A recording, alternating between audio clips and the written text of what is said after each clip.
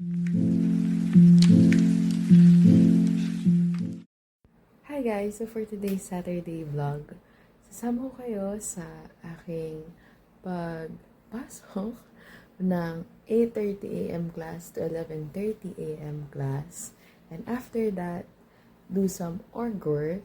And sa gabi naman nun, I'll be celebrating with the family and some friends and relatives na rin as I have my late birthday dinner.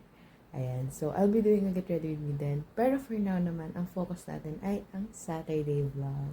So, let's start muna with a bit of a get ready with me. Kasi nga, may morning class ako and I want to get ready for that.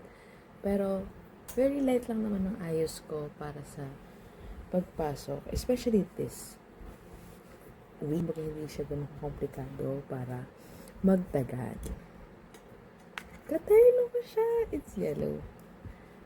I'll be using my moisturizer before sunscreen. Hinayaan ko lang munang ma-absorb muna ng face ko yung product before moving on to another. And after naman na sunscreen, 5 minutes akong nag-wait before ako maglagay ng any makeup. By the way pala, I do apologize for the lighting kasi nasa room ako and dahil may onting changes, hindi ko makabit yung like maayos na lighting ko like before yung meron akong ilaw dito. Long story short, medyo complicated magkaroon ng ilaw over here. Ayan. So I think I can put on sunscreen naman na.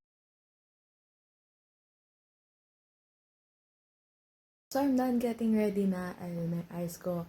Naglagay lang ako ng light blush. And of course, lippy on top of the illuminator and powder. Ito lang naman ang usual ayos ko pag pumapasok.